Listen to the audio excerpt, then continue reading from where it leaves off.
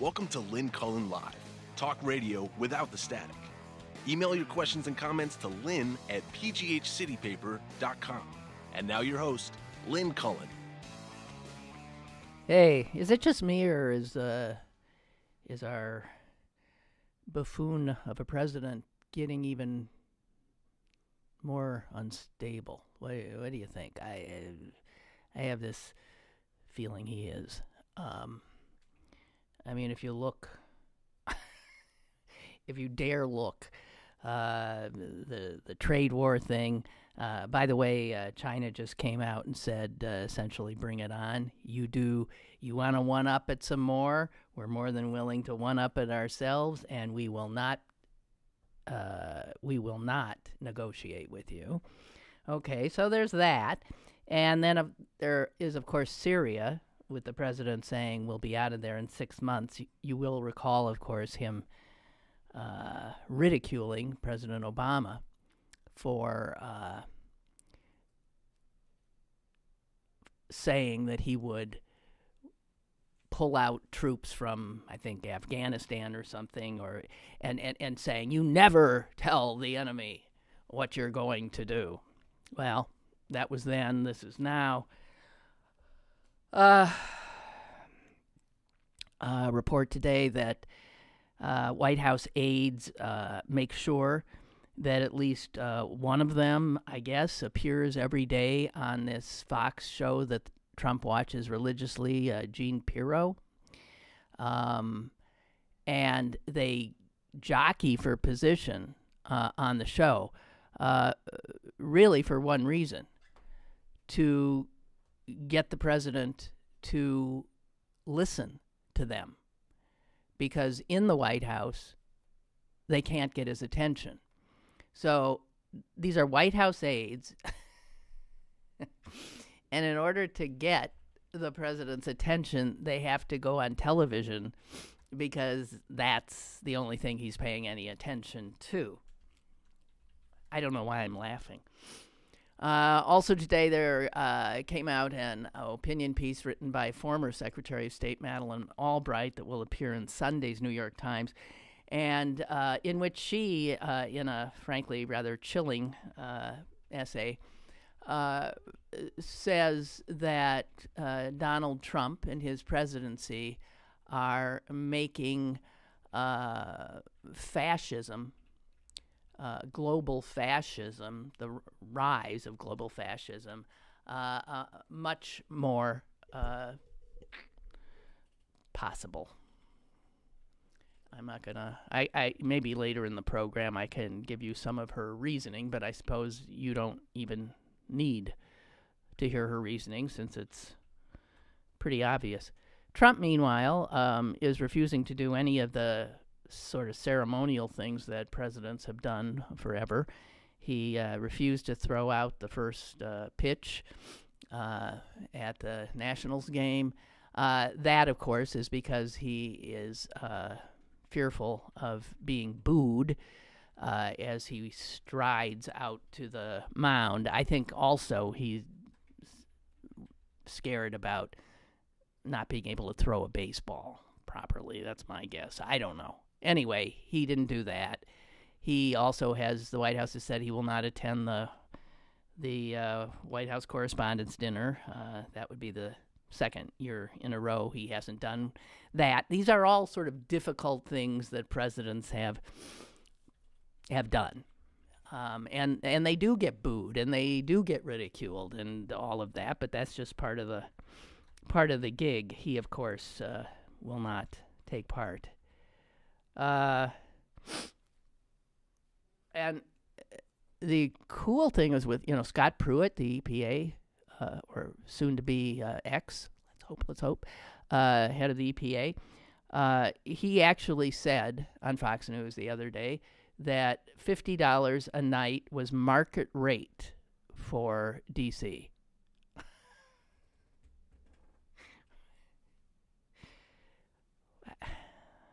I don't know. What galaxy are these people living in?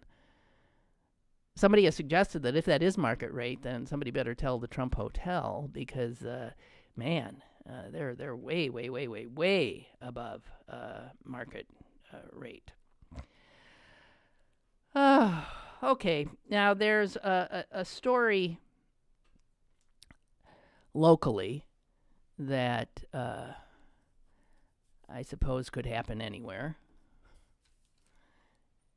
and I find it compelling in many ways and informative as regards the reality of sort of the neighborhood I live in, which is the East End of Pittsburgh. The East End of Pittsburgh being the, I guess, one of the cool places to be these days since it's being gentrified up the wazoo.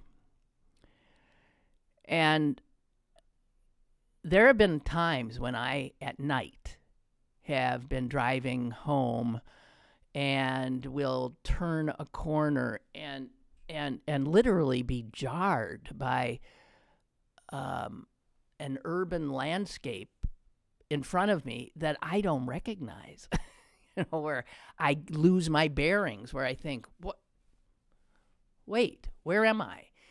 Because a corner that maybe you don't turn onto all that much, but you turn that corner after having not turned it in, let's say, 6 months, and there's some huge building there and a restaurant and other stuff, and I mean, and the configuration of the whole intersection is different, and it's a extraordinarily fluid urban environment right now because land developers and flippers and real estate folk are just scarfing up everything and building. I've certainly said this more than once. These ugly as hell, tacky, I don't know. These are condos, apartment buildings. I don't know what they are. They're plug ugly, every one of them. Look like they're intended to stand for about 20, 25 years and then be torn down so that somebody else can build some other piece of tacky crap. Remember the days when they used to build buildings? I mean, working downtown, I sometimes walk the streets of downtown Pittsburgh, and unlike almost everybody else who's looking down at their cell phones, I'm looking up because the architecture, these old, amazing buildings that were built, many at the turn of the century, meaning 18th to 19th, and they're just glorious and meant to stand as they do. But that's not what we do anymore. We build ticky-tack. Anyway, so the story is, for those of you who aren't around these parts, is that in one of the areas of this gentrifying neighborhood, which we call East Liberty, which used to be a very much African-American neighborhood, it is now filled with Google employees and other, young people working in STEM fields, and all of these ugly buildings going up are there to house these young people making incredible money, and restaurants are popping up left and right all over the place. And of course, the people who used to call East Liberty home are being displaced. That's one of the consequences of progress in America. What's called progress in America. People who don't have the means are pushed out. And that is definitely has been happening for the last 10, 15 years in East Liberty. And it's pretty much a done deal now. Pretty much done. And atop one building on a corner there of Highland Avenue, if I can place it for you, Highland Avenue and Baum Boulevard. There has been a billboard that has a message on it of some sort that changes every few months. And this is considered an art installation, a changing art installation. And the message that has been on it for the last month or so simply says, in white letters on a black background, "There are black people in the future." And I remember the first time I saw it, I thought, what? That goes without saying. And then I started to think, well, this is in East Liberty. And so maybe this is suggesting that despite the fact that black people seem to be disappearing around here, this neighborhood, there will be black, I don't know. As any piece of art, it is meant to provoke thought, and it did provoke some thought in me. And then, bango, it hit the news. And it hit the news because the owner of the building on which the billboard sits, out of nowhere, said, that's got to come down. That message. And the owner, who is pretty well known in Pittsburgh, her name is Eve Picker, and she has gentrified areas all over town, often to much acclaim by city fathers. And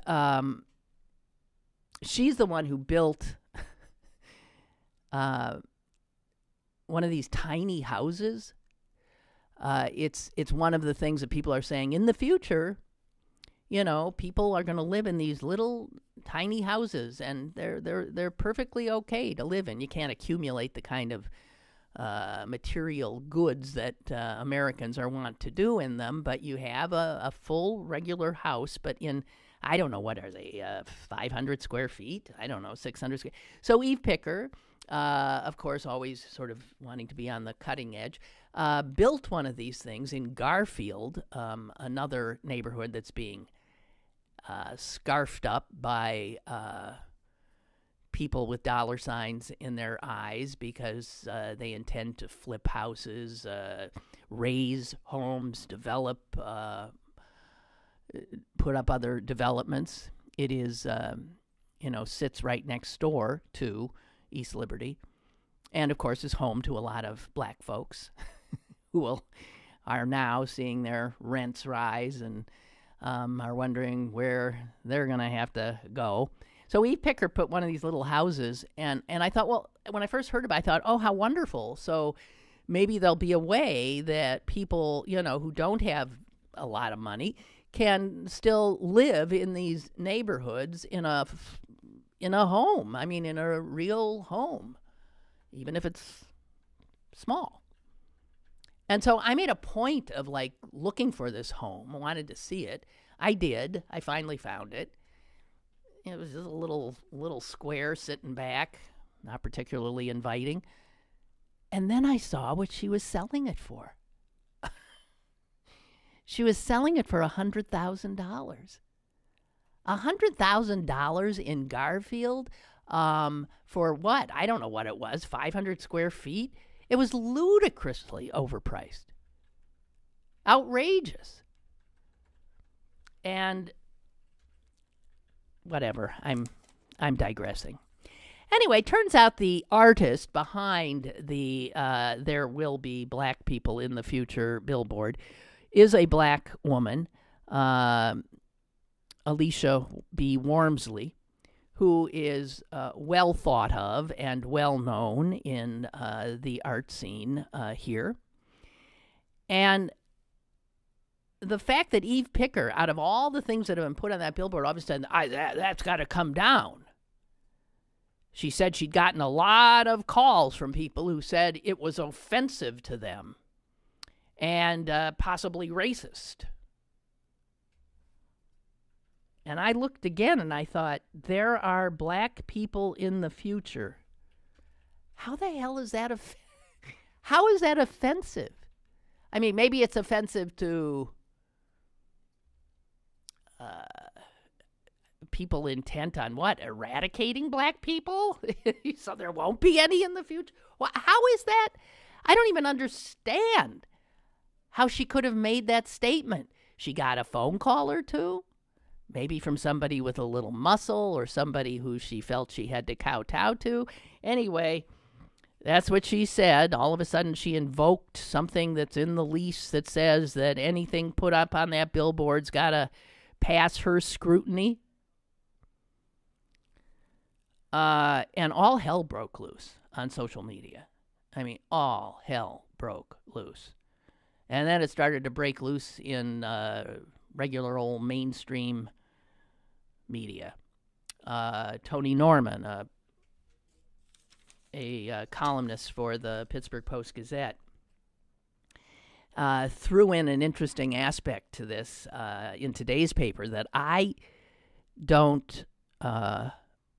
did not know. And I really do wonder if he's absolutely right that this is where the artist got the sense of why she would say this. And he points out that it evoked memories of Richard Pryor, the late black comedian, of a joke that he had on an album from 1976. And here is part of that joke that Pryor told then. I went to see this sci-fi drama, Logan's Run, Pryor had said. They had this movie of the future called Logan's Run. Ain't no N-words in it, he tells his audience. I said, well, white folks ain't planning for us to be here in the future. And that, I mean, if the artist also knew of that joke, that's one can absolutely see. Hey, yoo-hoo, there are black people in the future. I mean, again, as a work of art, you put on it whatever you want. By the way, I'm Eve Picker today, about 2.5 hours ago, did email a statement to, I guess, news folks. And she said this. This was received at 7:30 this morning. This is the landlord. And here's what she said. Over the last 24 hours, we've received a number of emails from people who said they are not offended by the sign and are saddened by its removal. They far outnumber the people who originally approached us about being offended. We truly appreciate the comments from people who reached out to us in a respectful, thoughtful manner and believe the public has spoken. We are giving the tenant full approval to reinstate the original sign. In the future, we will follow the approval process outlined in the lease the tenant signed so that we are all informed and on board for all future signs. So, Eve Picker, who apparently just easy to sort of push this direction and then push that direction, man, she capitulated very quickly, but is now telling the tenant, who sort of, I guess, curates the sign. And it by the way, is a professor at CMU. that in the future I get to see what's going up and decide whether or not it offends, I guess, somebody's sensibilities. Again, I ask you, who possibly could be offended by the statement, there are black people in the future? Help me. Help me, Rhonda. Help. How could that ever be said to be offensive? It's just mind-boggling. So always on things like this, I check out my friend Damon Young's take. Damon Young writes and is the founder of a very, very successful. I don't even know what things are called anymore. Is that a blog? Is it a zine? Is it a? It's huge and it's national, called Very Smart Brothers. He has been a guest on this show, and come to think of it, I got to have him on again, because he has been heard from. And wow, as usual, Damon takes no prisoners. He first of all says that he essentially grew up in East Liberty in his kind of formative years, from the time he was 9 to the time he was 16. And then I think his parents moved out to Penn Hills. That's my memory. And that's what happened to a lot of black folks in East Liberty. They moved out. That's a first, old sort of suburb that now is, I don't know if it's majority black. It might be. Because as black people got pushed out of these neighborhoods, that's where they went. They also went there, I'm sure, for, a little bit of grass and maybe to get into what they thought was a better school system.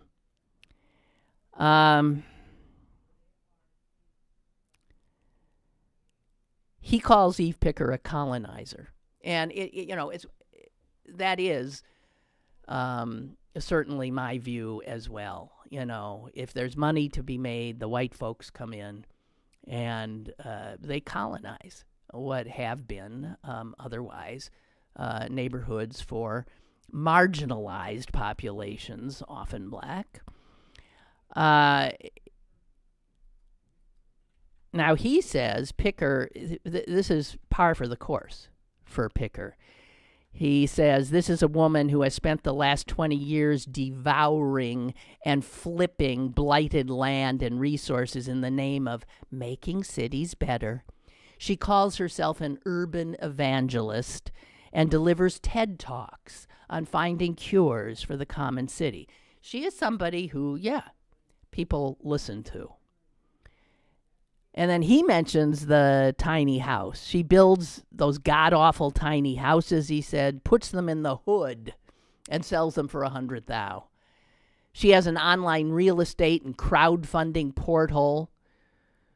And he mentions that her staff, well, they look exactly how you'd expect them to. In other words, I guess they're all white. And he says, of course, there are Eve Pickers in every urban space today, finding new ways to pioneer and invent spaces that already actually exist, finding new methods to conceal and perhaps even erase any trace of what was once there, finding new language to euphemize what they're doing, and finding new resources and favorable ordinances and grants and governments to assist them in the process. And they will not stop until there are no black people in their futures.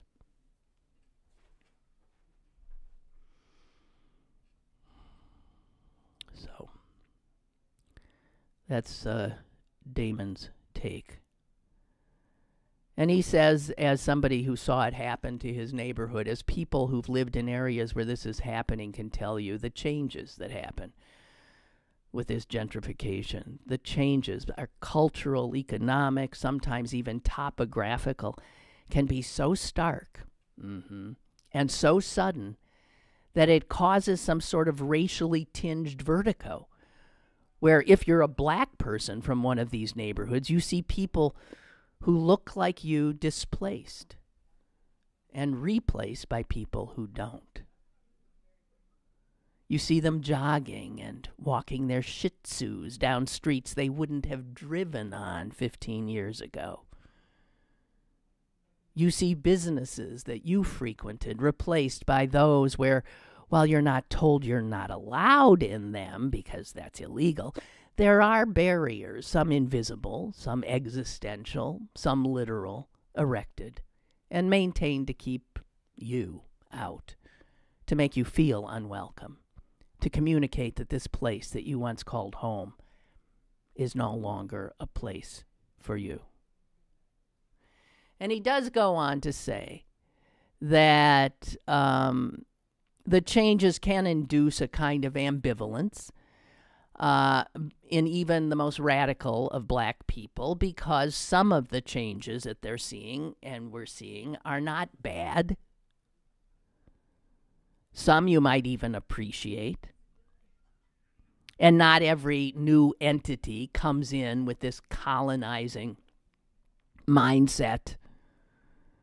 Some, he says, are mindful of what happened and what's currently happening to the community and genuinely wish to engage members of it. So, and then he says, and then there are people like Eve Picker who exemplify the white people colonizer. So there it is. And you know, it's interesting because, as I said, his audience is national, maybe international. And because he lives here, he often uses Pittsburgh as fodder for his columns, which reach a huge number of people. And I got to tell you, this is not the kind of picture of Pittsburgh that the white power structure wants out there. But it is a true picture of Pittsburgh. And I so appreciate his presence here and his eloquent voice. Very smart brothers, Brothas. If you haven't ever checked it out, please do. Always, especially for white folks, who's not the intended audience. White people like me are not the intended audience. But we can eavesdrop. I sometimes feel like I sometimes get that feeling that he says a black person can get when they just sense they're not welcome. Sometimes I have that feeling that I am not particularly welcome in this space because, and I would never think to post on it because there's amazing comments on it, because I respect that it's a place for black, younger, it seems to me, younger black professionals. Really, the audience is so damn smart that it's a pleasure to read the comment section, and it is a way for us white folks to maybe get a little bit more educated. I refuse to use the word woke, okay? Sorry. I just can't. Oh, we have a caller and I forgot. Are they still there? Really? Hello? Are you there? It's Mike in D.C. Oh, Mike, I'm sorry. I absolutely forgot you were there. That's okay. Sorry. I did my laundry and let the dog in. It's fine. Good. So I have a clue for you about why there are black people in the future got complaints. Good. So I'm a white guy, was raised in Brookline, and went to Catholic schools most of my life. And raised by a racist family who tried to hide it. Right? They would say offensive things, but not really know that it was racist. So they were doing their best, but it was a racist family. And we learned that to bring it up at all, to bring up someone's race at all, is racist. Because they were so unsure, what do you mean? Like my father used to say when we would pass a pool that was mostly black kids, he would say, oh yeah, pass the inkwell on your right, blah, blah, blah. So years later I said, why is that pool called the inkwell? And he's like, because black kids swim in there, and if you swim in there, you'll become black too. Ha ha. Oh my God. God. I said, Daddy, that's racist and offensive. So they would say things like that. So instead of looking at their behavior and what they said, and they would just say, if you don't say race at all, then you can't be offensive or called a racist. Oh, okay. So there's a huge part of the white population that believes the first person who says black or African American is a racist in an argument. Okay, so they're bringing up this divisive issue, this issue that makes us uncomfortable, and they're using race, and that's racist or something. Is that it? Yeah, that's it. Right. Just bringing up the topic at all. If President Obama is black, that means you're a racist because you brought up black. So they want to believe that we're all the same, and I was taught this. I really was. I was taught that we're all the same, Michael. Black kids are the same. Asian kids are the same. We're all the same. And I get what my parents are trying to teach me. But what they let out is that we all have a different cultural norm. We're all the same worth, but we all have a different background, a different cultural experience. And they were, again, trying their best. But there's a part of the population that believes if you bring it up at all, that means you're a racist. Okay. So you're introducing race into the topic. Okay. But still, I'm so sorry. How could you think she got a lot of that people would react that was racist, or even that she thought Two white people said, I'm sick and tired of being called racist. So whoever put that up there and mentioned black, they're a racist, and I'm going to call and tell them. It's like this reverse Fox, I'm a victim because I'm put upon because I can't say bigoted things. God. I'm sure she got I think two or three calls from some white people. Yeah, I think you're right.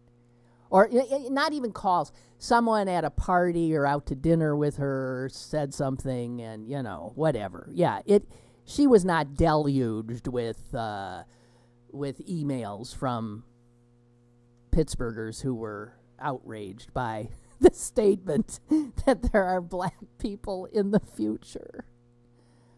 God. And if she is like my family and wants to not sound racist and doesn't want to take the effort to look at what about my behavior is racist, then she would be afraid to put the word black on a billboard.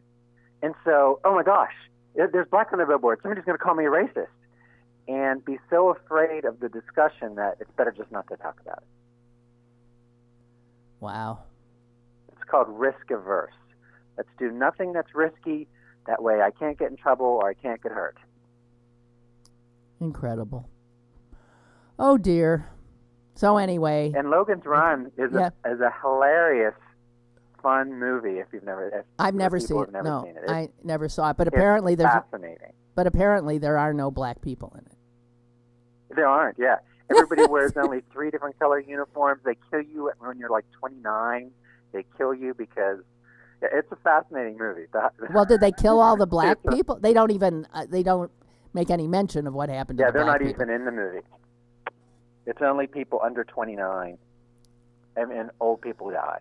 Old people meaning 30 and above. I think that's it. It might be younger than that, but yeah, 30 and above die. Farrah Fawcett's in it for a minute. Oh, God. I think I'll pass. But I'm relieved to know that and the irony is most of us will be more black in the future, not less. Yeah. That's, I think, one of the things. It's the black president we had, and that fact, that demographic reality that has begot all of this frightened white folk behavior. It's just unbelievable. Oh, God. Well, Mike, thank you. And one last thought, as Chris Rock says, whoever you hate most is who your daughter is going to bring home as her fiance. Let's hope. So all these people that are racist, you have an interesting future in front of you. Okay. Thank you. Thank you. Okay. Actually, that reminds me of something my brother once caustically said. He said, so kids, white kids go away to college. I mean, he said this back in decades ago. White kids go back to college, and when they rebel against their parents, the way that a white Christian rebels is they bring home a Jew. Right. They bring home a Jew. He said, so what's a Jew to do?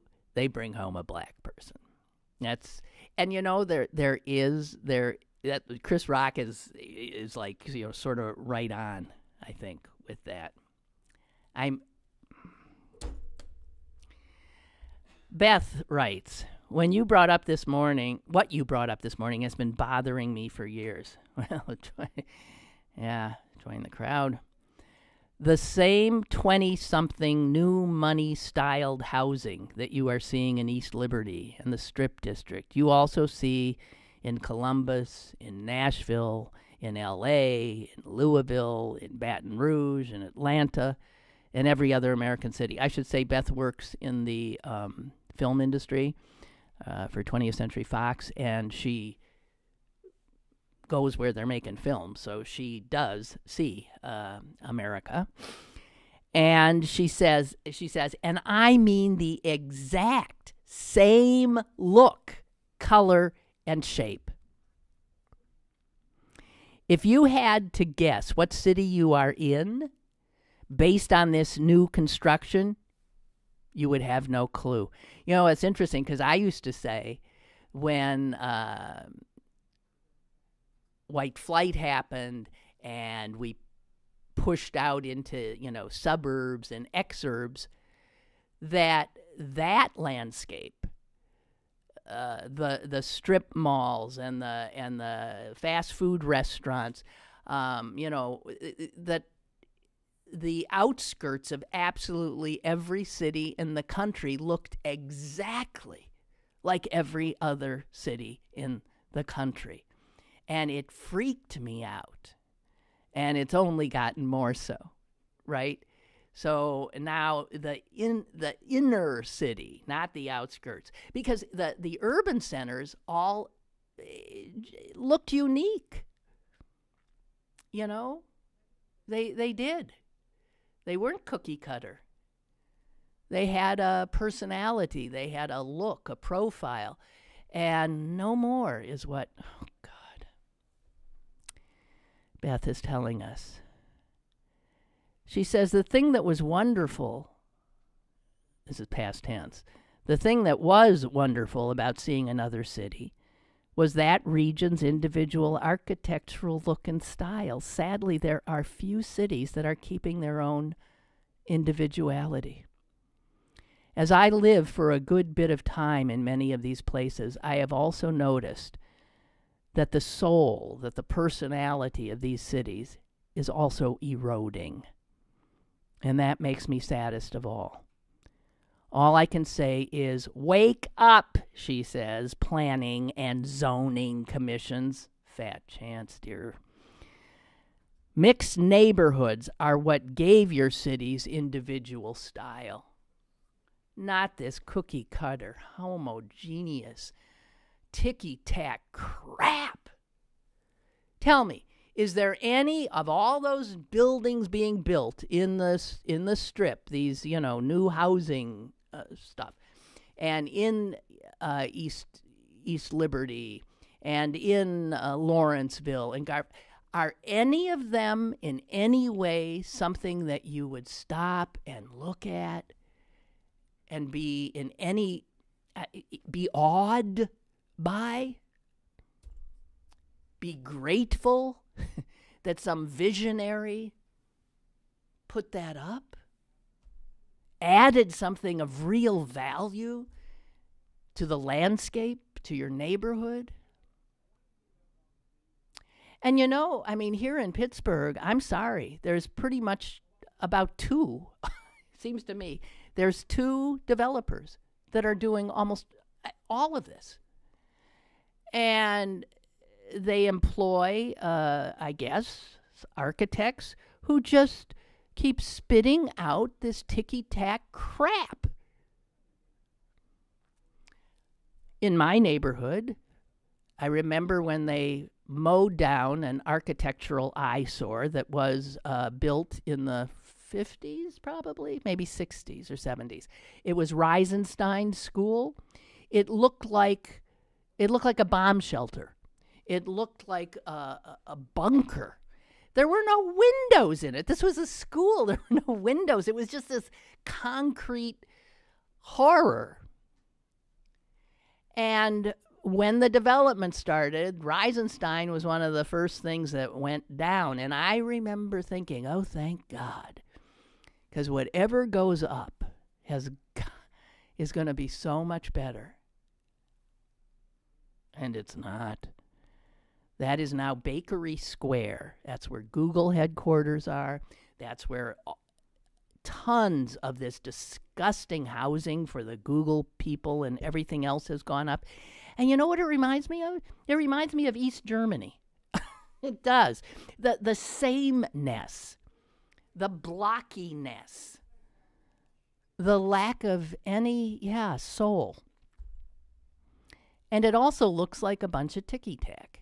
And I don't hear anybody else saying this. I've been saying this for years and years and years.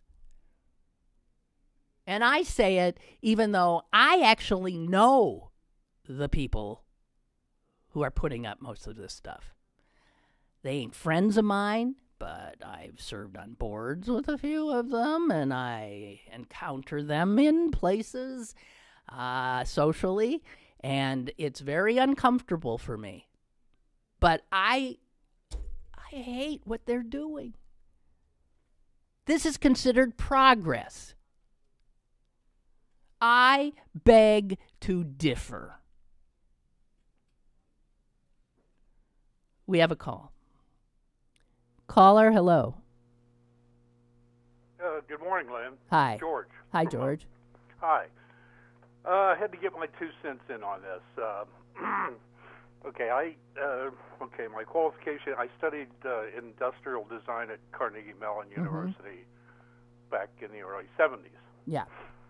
And this process you're talking about with architecture is related to industrial design, but I got to know some architectural students at the time and everything. But here's my take on it.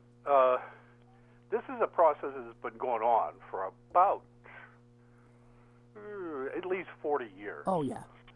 And that is that maybe 50 years even, and you could stretch it back. But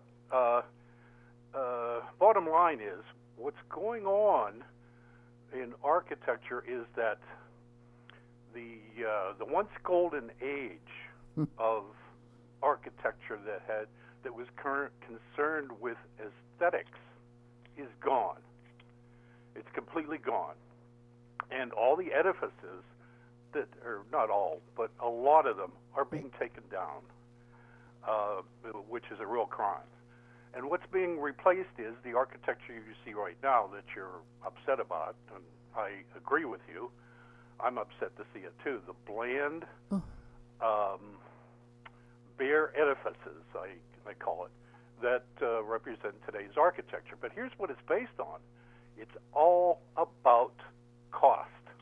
It's all about the amount of money it takes to put up a building of whatever it may be. It could be a school, it could be a college, it could be an office park, it could be a factory. The they've squeezed the aesthetic out of architecture. It is now bare bones on money only, with construction costs, with material costs, with profits. The developers make huge profits on this, and so do the contractors. Yeah. And if they're public buildings, they get squeezed even more. There are very few visionary aesthetic buildings that are being built today. They're usually private. Well, if anybody has seen, tell me, in the last 10 years, has anything gone up in Pittsburgh that you would call visionary? I mean, I'm really trying to think. No, not at all. I don't see anything. Everything that was here is being taken down. Oh, God forbid. Okay. Remember, as much as people didn't like it, the Civic Arena was one of those visionary architectural projects. It was innovative. It was aesthetically pleasing. It was functionally well done, but it was cutting edge, and it was the first of its type. Well, but it was expensive. Yeah, but let us recall, it also obliterated a third of a black neighborhood. Well, yeah, that's the background on it, which often happens too, which is public development, which is what it's progress. That's progress. Yeah, well, George. Right. But the point is, just looking at the design of these buildings and not their developmental history, yeah, we've had some. Actually, the Pittsburgh airport, the old one, was a visionary, sort of an Art Deco piece itself, and it was completely obliterated. They tried to save it historically to repurpose it. It was completely destroyed also. So anytime Pittsburgh seems to make advances in architecture with some aesthetics in it, it gets obliterated and then replaced by some completely pedestrian. A factory low cost. That's right. Forgettable. Building. Like you can order it out of a Sears catalog, and it is. And that's going on across the country. Well, I know it is, Airports. but so here's what it is: when you live in a culture in which money is the be all and end all, and aesthetics, as you say, are just, I'm sorry, we don't have time for that frivolity. Right. Or we don't have money for it. Oh, no, of course not. No, because then we won't make as much. It's just, and it shows a contempt for the future. It shows it's all about getting mine now. Right. And getting my profit out of this now.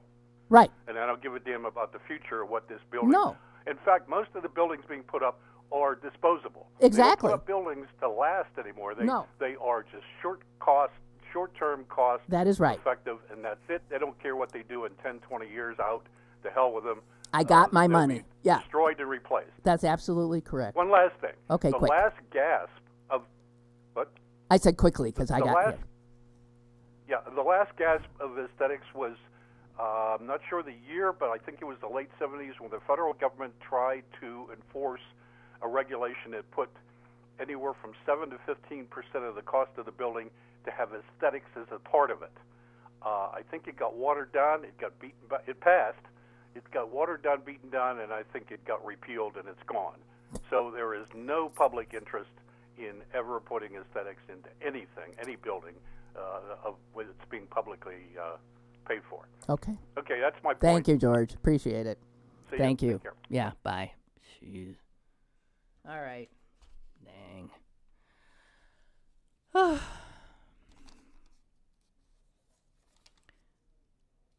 And just another quick thing just about Pittsburgh, Amazon, have they paid us a visit yet? Apparently not. Well, I got to tell you, I've seen a few letters to the editor about this, and I so concur.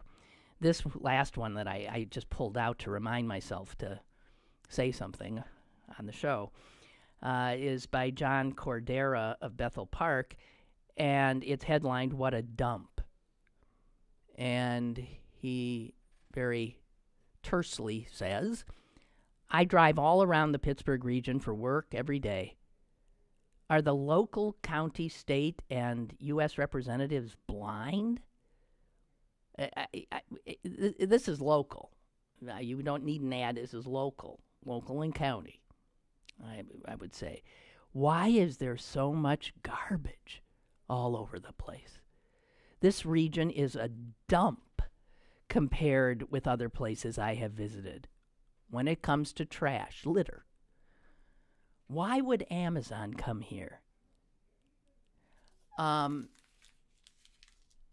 agree. If I were coming in and I took my route from my house to this building on Smithfield, I would not come here. If that was my entry into Pittsburgh, I would be looking around and saying, are you kidding me? There's garbage. And on highly trafficked, I get off the Boulevard of the Allies and snake down and then immediately peel off into the downtown on, what would that be, 7th Avenue? And amidst all that concrete and ramps, there is such,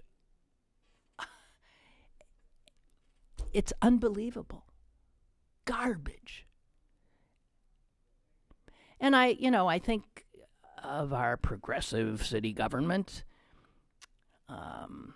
so excited about what's happening here and the possibilities and all that. They don't see this. We look like a dump. Sorry, but we do. And it'd be interesting to hear from Beth, who travels all over the country, if this is something also that she sees in other cities. Because I have to tell you, I travel enough that I don't know that I see. Maybe I'm more sensitive because this is my city that I see it, but I don't know. Chicago, St. Louis, I've been, I don't see the trash that we have here. And it is ugly and it is off-putting, just want to say. Also want to point out, this is just for those of you, I know we got a lot of Penn State grads in the audience. And just want to point out that HBO on tomorrow night, 8 p.m. I mean, obviously, it'll be there more than that. But the premiere tomorrow night, 8 o'clock, HBO. The show is Paterno. And it's not just any show it's a movie about Joe Paterno. And, the Troubles. And it stars Al Pacino as Joe Paterno. The director is Barry Levinson, who is a marvelous director, and you would know many of the films he's put out. And the Wall Street Journal gives it a rave review. So it might be very uncomfortable watching for you Penn State guys, but you might want to take a gander because this is what's going to be seen by an awful lot of folks. And it says that the film really offers no verdict about Paterno, what he knew, what he didn't know, what he did. But it does say, and you're not going to like this, there's plenty of another kind of judgment in this film. And it is captured vividly in the recurrent images of football violence. More eloquent still are the pictures of the raging mobs rioting over the threats to Paterno's status. We are shown explosions of cult-like outrage that knows no boundaries and allows no questions. And it's not going to show Happy Valley in a happy light, according to this. Although Paterno comes out looking better. And the critic says Pacino is so convincing as Paterno and so eerily lifelike.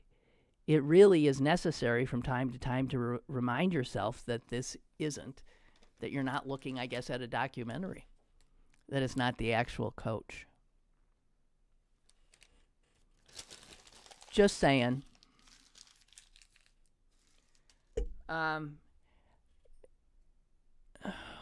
Margaret wants to agree. The trash is terrible, she says. I don't know. If I were the mayor, it would be almost a number one priority for me. I know it seems silly. It seems so superficial. But because if we want to be who we think we are, this new wondrous town, and if we think for a minute that Amazon is going to be wowed by us, I'm sorry. Maybe this is a woman's point of view. We women are generally the ones who do most of the cleaning. And I seem to recall that when we had a woman as mayor, the one and only time. Remember? Sophie talked about cleaning up. It was important to her. And I guess because she was a woman as well. Roger writes, your caller who says architecture is all about cost is almost 100% correct. Most everything I see today is computer generated and made cookie cutter. I have been in the construction trade for over 30 years, and architects have become a dime a dozen. For creative young people, architecture is probably the last industry they'd want to enter. Their value has gone the same path as art history and philosophy majors and librarians. While cost has always been a concern, today it is all about money.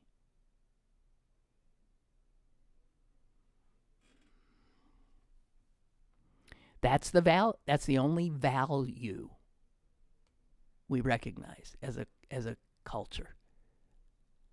We value people by how much they make, right? We determine whether or not somebody is a success based on the amount of money in a paycheck. I mean, that is so disgusting an idea. And I would say the majority of Americans subscribe to it. So that if somebody has as the way they works at a trade, or as my son does, a baker, they're not getting rich. But they're actually creating something that people want, something of value. And they are not valued at all. At all. And the people and the positions that are valued are often, to me, the most, rather than trash, I throw them out as trash. The things we value, all the people working in all the big buildings downtown, the paper pushers, the cookie cutters. Anyway, that's just my take. Chuck writes, so I hear what you're saying about people being displaced and neighborhoods losing their identity, but I can't argue against the influx of jobs that this city has seen from the tech and medical sectors. Yeah, we need those jobs. If you want to keep the youth from moving away, you need companies like Google and Apple to put down roots here. I hope Amazon comes here to Pittsburgh. There will be growing pains, but we need it. Well, Chuck, you and I are going to have to disagree on that. I don't want Amazon to come here, and I feel fairly certain they won't. Because what is unique about us will cease to exist. everything I'm seeing in my neck of the woods in the East End will become all of Pittsburgh. And it's sterile. It's so damn sterile that I don't want it. Oh my God, I was just reminded that my parking is about to expire. What a world we live in, I'll tell you. Okay, I think that's it. That's it for the week. My God, it's Friday. Have a great weekend, guys. It's going to snow and be cold and all of that. But I'm telling you, I'm looking at the calendar and time is on our side, even if it doesn't feel like it. So have a good one. Bye.